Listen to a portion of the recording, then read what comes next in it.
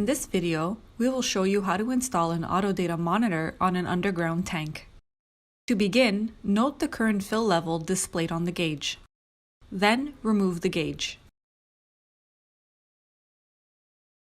Once done, locate the optimal position within the pit to install the monitor. In this case, it will be mounted on the far side. This allows for ample room for installation and future maintenance. It also ensures the monitor and lead is out of the way of technicians who come to fill the tank. Here's a tip: work clean. Before you begin the installation, tie the excess lead into a neat bundle to reduce the amount of clutter within the pit. Step 1. Preparing the pit mount bracket. First, bend the horizontal bar slightly to allow for easy threading. Then, slide it through the vertical bracket and loops on the back of the monitor.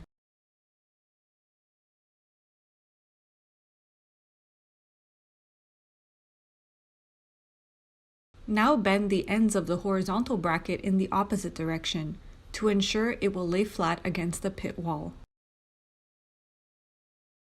Step 2. Deciding how high to install the monitor within the pit. This is the tricky part. For optimal signal strength, you should typically install the monitor as high as possible within the pit while ensuring the cover can still close shut. However, in this case, the ground level is quite low, which means we will need to lower the position of the monitor to ensure the self-tapping screw does not protrude into the open air. Step 3. Installing the monitor. We suggest you begin by attaching an extension to your drill, as the monitor's antenna might get in the way.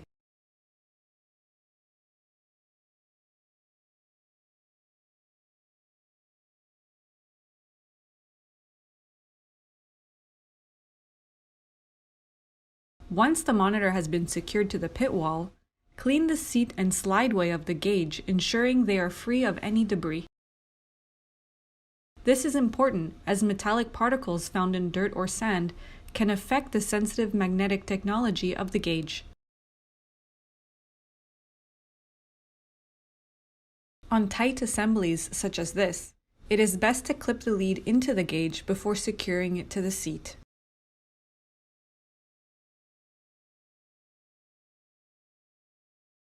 Be sure to note the position of the C-stop and pins in the seat of the gauge.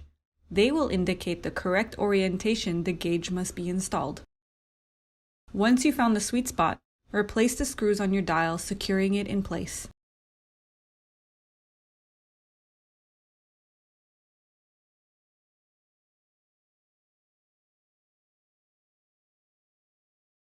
Finally, protect your hard work.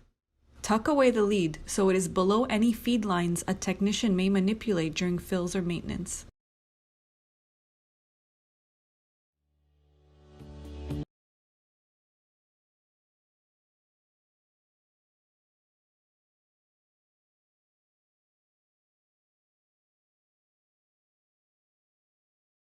This video will guide you through a typical monitor installation on a 420 tank.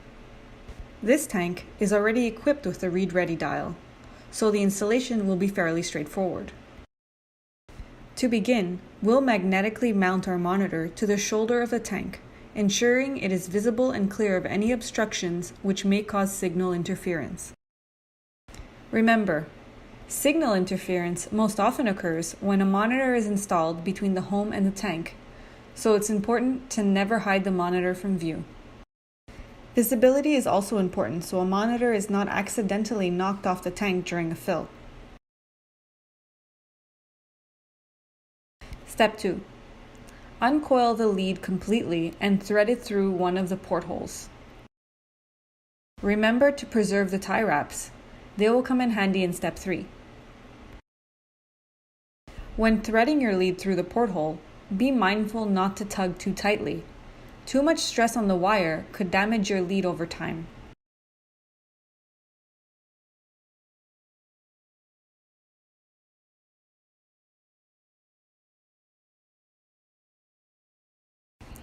Once this is done, connect the lead to your dial.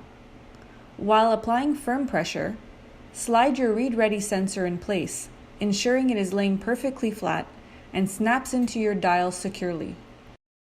Remember, improperly connecting your sensor will result in inaccurate readings.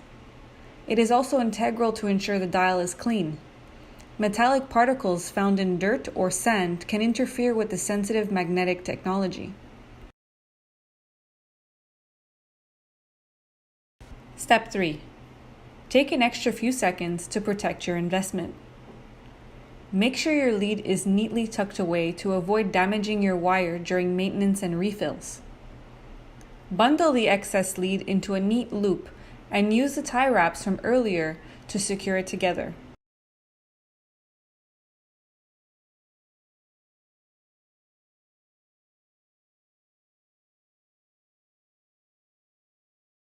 Once this is done, find an area within the collar to safely tuck it away and double check that your lead has no tension and is resting stress-free.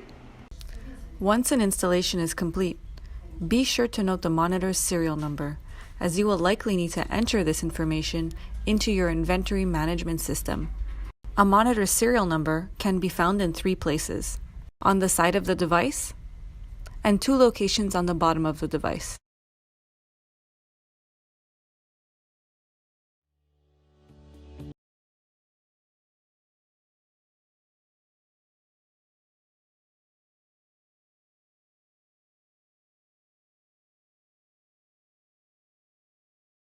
Today, we're going to do a quick dial replacement. To begin, we'll need to remove the 2 small screws that hold the dial in place. If the regulator is a little in the way, gently stretch it out so your screwdriver can easily access the area. Remember, before lifting out your old dial, note the exact needle position. In this case, it's indicating 45%. When you install the new dial, you must ensure it's indicating the same fill level it was before. Once the screws are removed, lift the dial out. If the dial is stuck, you can wedge your screwdriver between the dial and the frame for added leverage.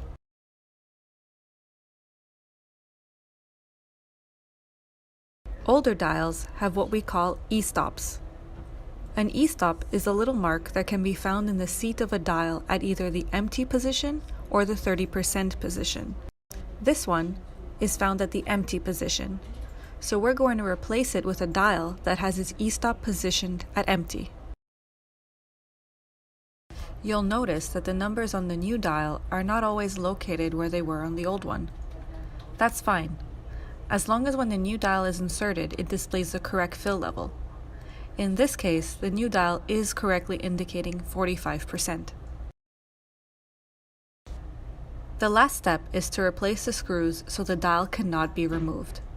It's important to screw your dial in place, especially when you have a monitor installed, as the lead can pull and the dial can become easily dislodged.